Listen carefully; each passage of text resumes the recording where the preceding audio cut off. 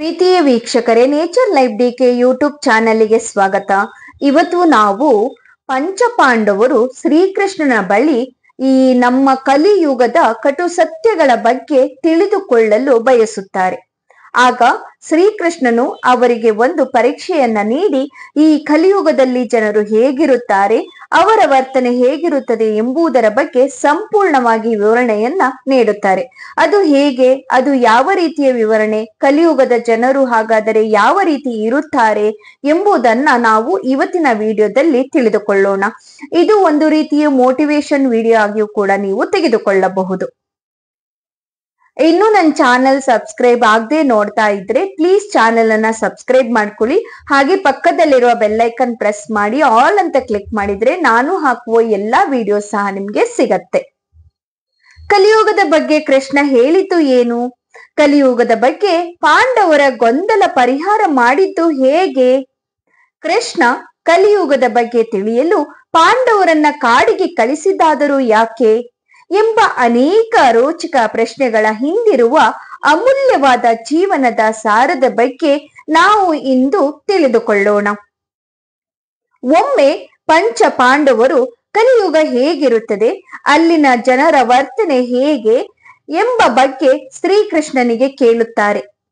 ಈ ವೇಳೆ ಶ್ರೀಕೃಷ್ಣ ಮುಗುಳು ನಗುತ್ತಾ, ಯುಧಿಷ್ಠಿರ, ಅರ್ಜುನ, ಭೀಮ, ನಕುಲ, ಸಹದೇವ, ನೀವೆಲ್ಲರೂ ನಿಮ್ಮ ಬಾಣಗಳನ್ನು ನಾಲ್ಕು ದಿಕ್ಕುಗಳಿಗೆ ಹೊಡೆಯಿರಿ. ಬಳಿಕ ಆ ಬಾಣಗಳನ್ನ ಹುಡುಕಿಕೊಂಡು ಹೋಗಿ ಅಲ್ಲಿ ನಿಮಗೆ ಕಾಣುವುದನ್ನು ನನ್ನ ಬಳಿ ಬಂದು ಹೇಳಿ ಎಂದು ಭಗವಾನ್ ಶ್ರೀಕೃಷ್ಣ ಹೇಳಿದರು.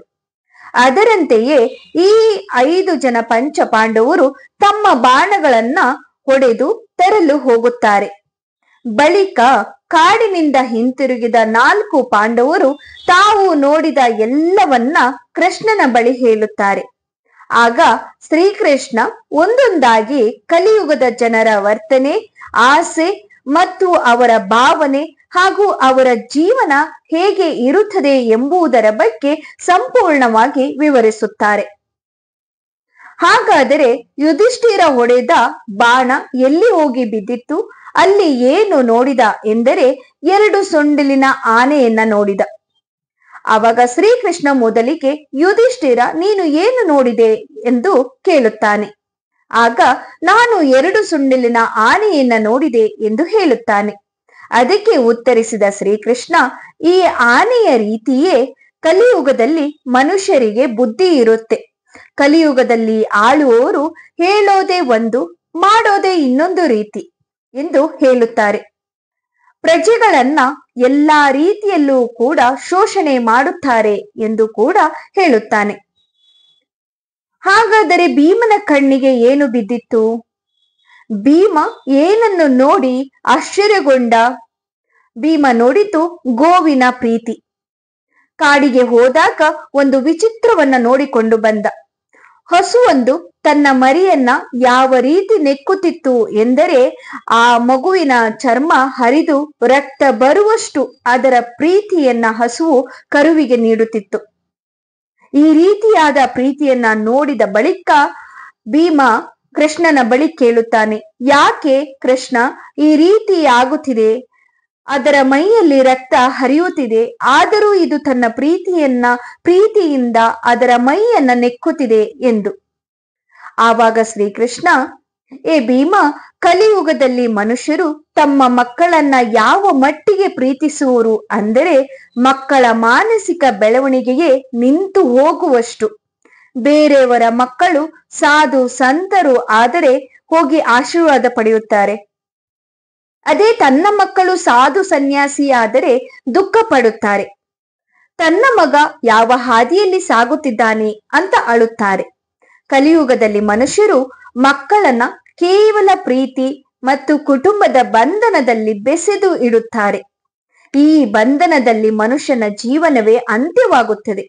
ಈ ರೀತಿಯಾದ ಹುಚ್ಚು ಪ್ರೀತಿ ಮಕ್ಕಳ ಭಾವನೆಯ ಮೇಲೆ ಪರಿಣಾಮ ಬೀರುತ್ತದೆ ಅಂತ ಶ್ರೀಕೃಷ್ಣ ಕೂಡ ಹೇಳುತ್ತಾನೆ. ಹಾಗಾದರೆ ಅರ್ಜುನ ನೋಡಿದ್ದು ಆದರೂ ಏನು? ಅರ್ಜುನ ನೋಡಿದ್ದು ಮಾಂಸಾಹಾರಿ ದುಷ್ಟ ಹಕ್ಕಿ. ಅರ್ಜುನ ಅರಣ್ಯದಲ್ಲಿ ಒಂದು ಹಕ್ಕಿಯನ್ನ ನೋಡುತ್ತಾನೆ. ಅದರ ರೆಕ್ಕೆಯ ಮೇಲೆ ವೇದ ಮಂತ್ರಗಳನ್ನು ಸಹ ಬರೆಯಲಾಗಿತ್ತು. ಆದರೆ ಆ ಹಕ್ಕಿ ಮನುಷ್ಯನ ಮಾಂಸವನ್ನ ಕುಕ್ಕಿ ಕುಕ್ಕಿ ತಿನ್ನುತ್ತಿತ್ತು. ಇದನ್ನ ಕಂಡು ದಂದಾಗಿ ಹೋಗಿದ್ದ ಅರ್ಜುನ ಇದಕ್ಕೆ ಕಾರಣವೇನು ಎಂದು ಕೃಷ್ಣನ ಬಳಿ ಕೇಳುತ್ತಾನೆ. ಆಗ ಶ್ರೀಕೃಷ್ಣ ಹೇಳುತ್ತಾನೆ, ಕಲಿಯುಗದ ಮೂರನೆಯ ಕಟು ಸತ್ಯವನ್ನ ಬಿಚ್ಚಿಡುವ ಶ್ರೀಕೃಷ್ಣ, ಕಲಿಯುಗದಲ್ಲಿ ಜನರು ವಿದ್ವಾಂಸರ ರೀತಿಯೇ ಆಡುತ್ತಾರೆ. ಆದರೆ ಒಬ್ಬರು ಇನ್ನೊಬ್ಬರ ಸಾವಿಗಾಗಿ ಕಾಯುತ್ತಾರೆ. ಒಬ್ಬರು ಇನ್ನೊಬ್ಬರ ಆಸ್ತಿಯನ್ನ ಒಡೆಯುವ ಬಗೆಯೇ ಯೋಚಿಸುತ್ತಾರೆ. ಒಬ್ಬರು ಇನ್ನೊಬ್ಬರ ಏಳಿಗೆ ಆಗದಂತೆಯೇ ಬಯಸುತ್ತಾ ಇರುತ್ತಾರೆ. ತಾವು ಹೇಗೆ ಏಳಿಗೆ ಆಗಬೇಕು ಎಂಬುದನ್ನ ಬಯಸದೆ ಇನ್ನೊಬ್ಬರ ಏಳಿಗೆ ಆಗಬಾರದು ಎಂಬುವ ರೀತಿಯಲ್ಲಿ ಮಟ್ಟಿಗೆ ಅವರು ಯೋಚಿಸುತ್ತಾರೆ. ಸಂತರ ವೇಷದಲ್ಲಿ ಇದ್ದುಕೊಂಡು ಲೂಟಿ ಮಾಡುತ್ತಾರೆ. ಕೆಲವರು ನಿಜವಾದ ಸಂತರು ಇರುತ್ತಾರೆ ಎಂದು ಶ್ರೀಕೃಷ್ಣ ಪರಮಾತ್ಮನು ಹೇಳುತ್ತಾನೆ. ಹಾಗಾದರೆ ನಕುಲ ನೋಡಿದ್ದಾದರೂ ಏನು? ನಕುಲ ನೋಡಿದ್ದು ಬಂಡೆಯ ಭಯಾನಕ ದೃಶ್ಯ. ಹೌದು, ತನ್ನ ಅಣ್ಣಂದಿರಂತೆ ನಕುಲ ಕೂಡ ವಿಚಿತ್ರವನ್ನ ನೋಡಿದ. ಬೆಟ್ಟ ಒಂದರ ಮೇಲಿಂದ ಬಂಡೆ ಕಲ್ಲು ಉರುಳುತ್ತಾ ಇತ್ತು. ದೊಡ್ಡ ದೊಡ್ಡ ಮರಗಳಿದ್ದರೂ ಸಹ ಆ ಬಂಡೆ ಕಲ್ಲನ್ನ ತಡೆಯಲು ಸಾಧ್ಯವಾಗುತ್ತಿಲ್ಲ. ಆದರೆ ಒಂದು ಸಣ್ಣ ಪೋದೆ ಈ ಬೃಹತ್ ಗಾತ್ರದ ಕಲ್ಲನ್ನ ತಡೆದು ನಿಲ್ಲಿಸುತ್ತಿತ್ತು. ಇದರ ಬಗ್ಗೆ ವಿವರಣೆ ನೀಡಿದ ಕೃಷ್ಣ, ಕಲಿಯುಗದಲ್ಲಿ ಜನರ ಬುದ್ಧಿಯೂ ಕೂಡ ಇದೇ ರೀತಿ ಇರುತ್ತದೆ. ಇದೇ ರೀತಿ ಇರುವುದರಿಂದಲೇ ಅವರ ಜೀವನ ನಾಶವಾಗುತ್ತದೆ. ಇದನ್ನ ತಡೆಯುವ ಶಕ್ತಿ ಹಣ ಹಾಗೂ ಅಧಿಕಾರದಂತಹ ಮರಕ್ಕೆ ಇಲ್ಲ. ಆದರೆ ಹರಿನಾಮ ಸ್ಮರಣೆಯಂತಹ ಸಣ್ಣ ಪೋದೆಗೆ ಈ ಶಕ್ತಿಯೂ ಇರುತ್ತದೆ ಎಂದು ಹೇಳುತ್ತಾನೆ. ಹಾಗಾದರೆ ಈ ಕಲಿಯುಗದಲ್ಲಿ ನೀವು ಹರಿನಾಮ ಸ್ಮರಣೆಯಿಂದ ಜನರ ಬುದ್ಧಿಶಕ್ತಿ ಹೆಚ್ಚಾಗುತ್ತದೆ ಎಂದು ಕೂಡ ಹೇಳುತ್ತಾನೆ. ಎಲ್ಲರಂತೆ ಸಹದೇವನು ಕೂಡ ನೋಡಿದ್ದು ಏನು? ಸಹದೇವ ನೋಡಿದ್ದು ಉಳ್ಳವರು ಇಲ್ಲದವರ ಸತ್ಯ. ಇನ್ನು ಕೊನೆಯದಾಗಿ ಸಹದೇವ ಅರಣ್ಯದಲ್ಲಿ ಹಲವು ಬಾವಿಗಳನ್ನ ನೋಡಿದ.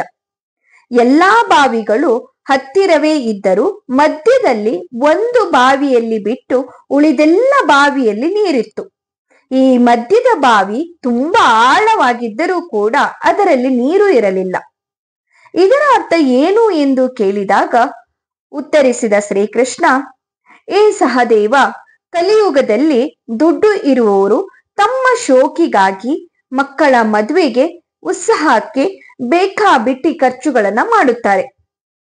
ಅದೇ ರೀತಿ ಆದರೆ ಹಸಿವಿನಿಂದ ಕಂಗೆಟ್ಟವರಿಗಾದಲ್ಲಿ ಇಲ್ಲ ಹಸುವಿನಿಂದ ಹಸುವು ಎಂದು ಭಿಕ್ಷೆಯನ್ನ ಬೇಡುವವರಿಗಾಗಲಿ ದುಡ್ಡು ನೀಡಲು ಸಹಾಯ ಮಾಡಲು ಯಾವುದೇ ಆಸಕ್ತಿಯನ್ನ ಅವರು ತೋರಿಸುವುದಿಲ್ಲ.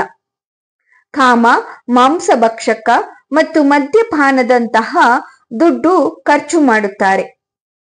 ಇದರಿಂದ ಯಾರೆಲ್ಲ ದೂರ ಇರುತ್ತಾರೋ ಅವರ ಮೇಲೆ ಕಲಿಯುಗದ ಬದಲಾಗಿ ನೇರವಾಗಿ ಪರಮಾತ್ಮನ ಪ್ರಭಾವ ಇರುತ್ತದೆ ಎಂದು ಹೇಳುತ್ತಾನೆ.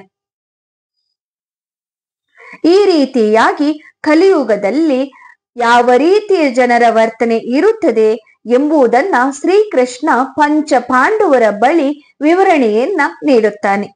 ಇದು ಕಲಿಯುಗದ ಬಗ್ಗೆ ಶ್ರೀಕೃಷ್ಣ ದ್ವಾಪರ ಯುಗದಲ್ಲಿ ಹೇಳಿದ ಕಟು ಸತ್ಯಗಳು ಆಗಿವೆ. ಇನ್ನು ಕಲಿಯುಗದ ಅಂತ್ಯದಲ್ಲಿ ಹಿಂಸೆ, ಮೋಸ, ದೌರ್ಜನ್ಯ ಇದೆಲ್ಲವೂ ಮಿತಿಮೀರಿ ಹೋಗಲಿದೆ. ಮನುಷ್ಯ ಆಯುಷ್ಯ ಕನಿಷ್ಠ ಮಟ್ಟಕ್ಕೆ ಕೂಡ ಇಳಿಯುತ್ತದೆ. ಆಗ ಕಲ್ಕಿ ಅವತಾರ ಎತ್ತಿ ಬರುವ ವಿಷ್ಣು ಅಧರ್ಮವನ್ನ ನಾಶ ಮಾಡಿ ಧರ್ಮ ಸ್ಥಾಪನೆ ಮಾಡುತ್ತಾರೆ. ನಂತರ ಸತ್ಯಯುಗವೂ ಕೂಡ ಆರಂಭವಾಗಲಿದೆ. ಇಲ್ಲಿ ಧರ್ಮದ 4 ಸ್ತಂಭಗಳು ಮತ್ತೆ ತಲೆ ಎತ್ತಿ ನಿಲ್ಲುತ್ತವೆ ಎಂದು ಪುರಾಣದಲ್ಲಿಯೂ ಕೂಡ ಹೇಳಲಾಗುತ್ತದೆ. ಈ ರೀತಿಯಾಗಿ ಕಲಿಯುಗದಲ್ಲಿ ಏನೆಲ್ಲ ಆಗುತ್ತದೆ, ಕಲಿಯುಗದಿಂದ ಜನರ ಭಾವನೆ, ಅವರ ವರ್ತನೆ ಯಾವ ರೀತಿಯ ಬದಲಾವಣೆ ಆಗುತ್ತದೆ ಎಂಬುದನ್ನ ಶ್ರೀಕೃಷ್ಣನು ಮೊದಲೇ ದ್ವಾಪರ ಯುಗದಲ್ಲಿ ಪಾಂಡವರ ಜೊತೆ ಹೇಳಿಕೊಂಡಿದ್ರು. ಇವತ್ತಿನ ಪರಿಸ್ಥಿತಿ ನೋಡ್ತಾ ಇದ್ರೆ ಅದೆಲ್ಲವೂ ನಮಗೆ ಸತ್ಯ ಅನಿಸುವುದು ತಾನೆ. ಹಾಗಾಗಿ ನಮ್ಮನ್ನ ನಾವು ಜಾಗೃತಪಡಿಸಿಕೊಳ್ಳಲು ಧರ್ಮದ ಮಾರ್ಗದಲ್ಲಿ ನಡೆಯೋಣ. ಈ ಟಿಪ್ಸ್ ಇಷ್ಟ ಆದ್ರೆ ಪ್ಲೀಸ್ ಒಂದೇ ಒಂದು ಲೈಕ್ ಮಾಡಿ ಫ್ರೆಂಡ್ಸ್. ಹಾಗೆ ಸಬ್ಸ್ಕ್ರೈಬ್ ಆಗದೆ ನೋಡ್ತಾ ಇದ್ರೆ ಪ್ಲೀಸ್ ಚಾನೆಲ್ ನ ಸಬ್ಸ್ಕ್ರೈಬ್ ಮಾಡ್ಕೊಳ್ಳಿ. ಧನ್ಯವಾದ.